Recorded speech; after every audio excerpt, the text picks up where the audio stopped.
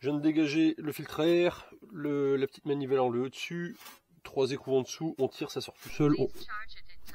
Putain, chiotte.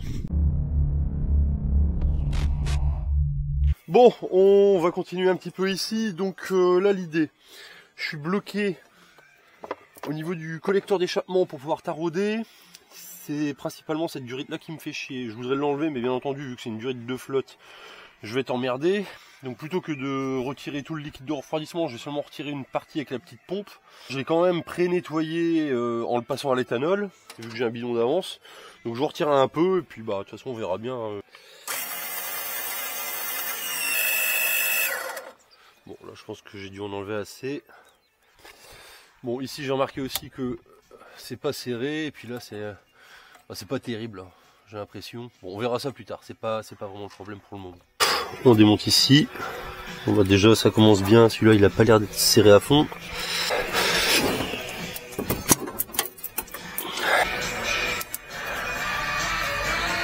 Thunder. Et voilà la belle durite. Là je vais être certainement un petit peu emmerdé avec celui-là, parce que je vais pouvoir faire seulement un tour. Un tour par tour quoi, ça va être... Oh putain. J'aime pas faire ça, mais là j'ai vraiment pas le choix, j'ai pas envie de me faire chier à tout démonter. De toute façon si j'y vais pas trop vite, ça devrait aller.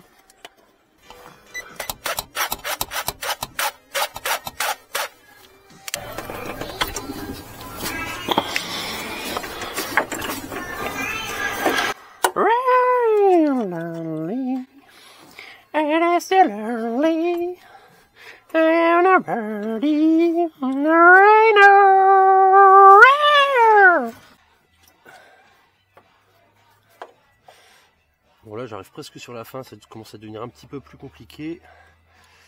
Je dois vraiment y aller doucement. Parce que il saute un petit peu, je crois qu'il a pris une petite claque au niveau du filetage, mon truc à tarot là. Et comme bien sûr c'est la partie avec le filetage inversé qui s'est mangé une patate, je ne peux pas le refaire correctement. Donc là je pense que je dois être aux 2/3 voire 3/4. Allez, hop, je vais le ressortir, on va éviter de forcer. Ah ouais, alors je vais enlever, je vais essayer de vous montrer vite fait. Voilà où on en est. Donc je vais pas aller plus loin, il manque vraiment pas grand chose, mais j'ai l'impression que je suis en train de forcer. Donc bon, pour moi c'est bon. On va tester avec la vis. Je vais mettre un peu de graisse dessus pour voir où ça arrive. Et là, donc elle est prise sur 1, 2, 3, 4, 5 filets. Donc test à blanc. Donc nickel. Ça c'est pas dans le bon sens, mais ça change pas grand chose. Ça vient comme ça et comme ça. Voilà. Donc nickel, donc j'ai plus qu'à couper. On va couper à peu près ici, une rondelle, un écrou, ce sera bien, avec bien entendu de la graisse de démontage cuivrée haute température. Bon, c'est pas prévu que ce soit démonté, mais autant en mettre quoi. On va mettre un petit peu de graisse.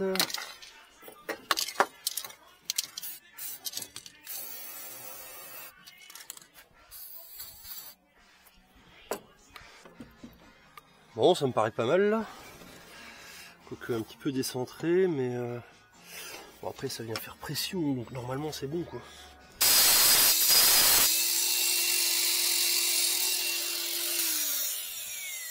Bon, j'avais mis 2 écrous, donc là je vais enlever le deuxième qui sert à rien. C'était surtout pour pouvoir refilter derrière. Bon, voilà, après quelques ajustements, on arrive sur la fin. De toute façon, on verra s'il y a besoin d'un petit ajustement. Non, ça bouge pas là. Ok, il me reste ici. Alors afin de faciliter un montage ou un démontage ultérieur, ben, le mieux c'est de le mettre dans la position la plus commode, parce que combien de fois je suis sûr, certains d'entre vous sont tombés sur des trucs, on se demande comment le mec il a été vissé ou dévissé. Alors certes c'est un petit peu moins esthétique, mais c'est beaucoup plus pratique. Oui, j'ai vu, je vais le remettre juste après. Voilà. Bon, et ben de ce fait là, il va me rester à remonter la durite, la boîte à air, remettre du liquide de refroidissement, redémarrer, mais je vais peut-être m'occuper de la petite cosse entre deux là qui bouge et j'aime pas ça.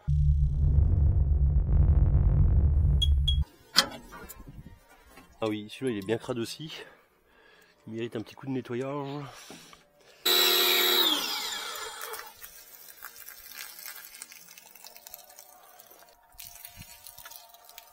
Et il méritait bien un petit coup. Ninja. Finalement, j'ai juste ça à enlever. On va foutre un peu de produit dedans. Les copains, je te compare demain que les filles soient nues, qu'elles se jettent sur moi, qu'elles m'admirent, qu'elles me tuent. Bon, on va attaquer la rouille. J'ai déjà fait de l'autre côté, passer un petit coup de brosse, on va refaire ici, juste pour montrer un petit peu la différence. Et tout ce qui part. Donc comme pour la brouette, on vient brosser en surface.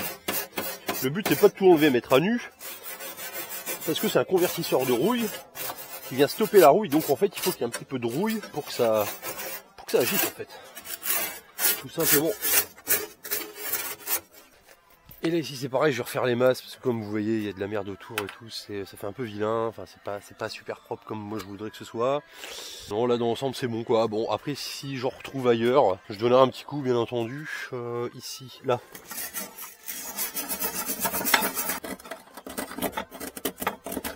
Oh la vache, oh putain c'est perforant. Ah bah oh putain la vache, tout ce qui s'est accumulé.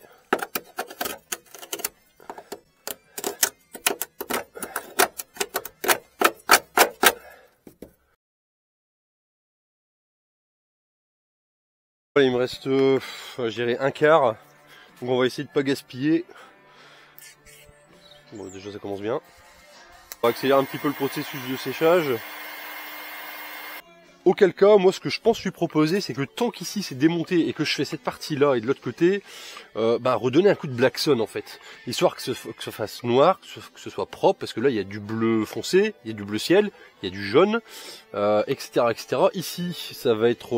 là je vais redécouper, donc je vais faire un test en soudure ici. Et puis voilà quoi, donc histoire de repartir sur un truc propre. En tout cas, il y a de la patate avec ça.